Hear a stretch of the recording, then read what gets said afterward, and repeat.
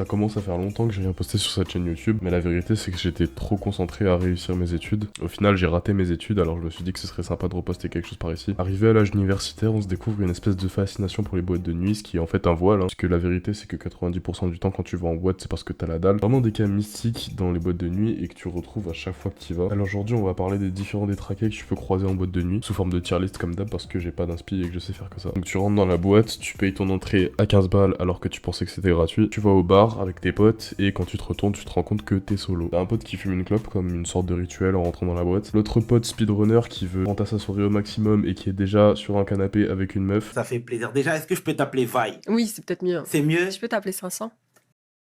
Of course. Oh, nickel. Of course. Et quand tu te demandes où est le dernier, tu réalises qu'il s'est fait recal de la boîte. Bref, tu commandes ton vodka Red Bull à 35 balles, et une fois consommé, tu décides d'aller faire un tour aux toilettes, et là-bas on peut croiser un certain individu, le philosophe des toilettes. Il est postiché au milieu du mur à pisse, et il parle ma gueule, il parle. Il a trop d'inspi sur voilà les sujets, il te demande ton pays d'origine, et quand tu lui réponds, il te fait un exposé sur l'histoire de ton pays, alors qu'à la base t'étais juste venu pour te vidanger. Et le pire c'est que le frérot, il était là avant toi, et il repartira des shots après toi. D'ailleurs, bizarrement, tu le croiseras nulle part ailleurs dans la boîte. Les shots c'est son territoire, et il y reste juste pour parler de sujets plus ou moins profonds avec les mecs qui viennent pisser. Pas un mec dangereux puisqu'il sort pas de sa zone de confort, hein. Le dance floor c'est pas fait pour lui, donc ça part dans la catégorie casse-couille passager. Tu sors enfin des toilettes après que le mec des chiottes ait passé 20 minutes à t'expliquer l'histoire du communisme, et tu décides d'aller rejoindre tes potes, sauf celui qui s'est fait recal, pour fumer une petite cigarette ou boire un verre. Et là débarque le premier vrai briseur de noix de la soirée, le gratteur. À peine t'as dégainé ton paquet de Marlboro qui surgit derrière ton épaule pour t'en demander une avec bien sûr la phrase préférée du gratteur. Mec, je suis désolé,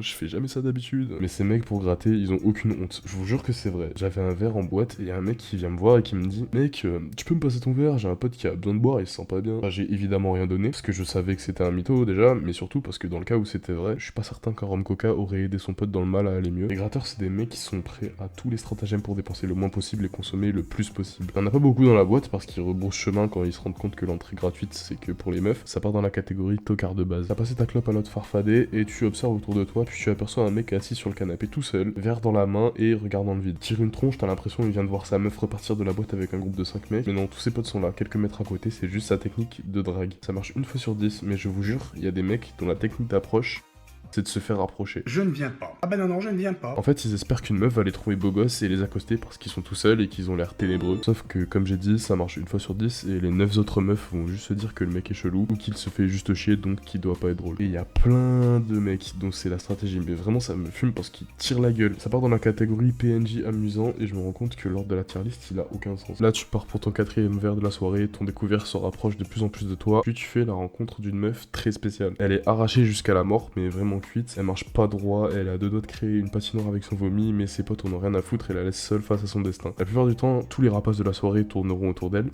Bizarre. Dommage qu'elle puisse pas aller dans les toilettes des hommes parce qu'elle pourrait avoir une vraie discussion avec le mec de tout à l'heure. Si jamais t'en croises une en soirée, c'est une bonne idée d'aller lui chercher un verre au bar et de lui ramener si entre temps le gratteur te l'a pas volé entre les mains. Ça part dans la catégorie relou dangereuse parce qu'elle est très aléatoire et qu'elle peut tout aussi bien te vomir dessus sans prévenir que de provoquer une bagarre entre les vautours qui lui tournent autour. On va finir cette petite tier list avec ceux qui me fument le plus en boîte de nuit, c'est les mecs tarpins déterminés pour gérer des meufs. Que tu peux appeler rapace et retrouver autour de la meuf bourrée, mais lorsque cette meuf a été évacuée par le SAMU, il leur faut trouver notre cible et alors là, n'importe quel l'individu à cheveux longs fera l'affaire. Hein. Une fois qu'ils ont une cible, c'est comme une moule sur un rocher. D'ailleurs, ce sera l'image sur la tier list. T'es pas intéressé, c'est le dernier de leurs soucis. Hein. Eux, ils le sont et ils ont aucune envie de parler avec toi. Hein. La seule chose pour laquelle ils veulent communiquer et surtout niquer, c'est tes fesses. Il y a des strates pour s'en débarrasser et non dire que t'es en couple ne fonctionnera pas. Ça, c'est pas suffisant pour m'arrêter, cousin. Que t'es un mec, il s'en fout. Hein. De toute façon, ils comptent pas te mettre la bague au doigt. Ils sont capables de te faire une thérapie de couple en t'écoutant parler pendant 20 minutes de ton mec jusqu'à déceler le moindre petit défaut qui fait que ton boug est quelqu'un de toxique que tu devrais le quitter au plus vite. Si tu le recales, il va retourner avec ses potes et leur expliquer que c'est lui qui t'a mis un stop parce que t'étais une meuf qui se respectait pas. Donc il va se rasseoir à côté de la meuf morte dans son vomi, ça part dans la catégorie relou ultime. Allez en boîte de nuit au moins une fois dans votre vie histoire de faire votre baptême. Bizarre de parler de baptême et de boîte de nuit en même temps. Si vous apercevez un de ces individus, vous saurez maintenant comment réagir face à ces énergumènes. Nous on se dit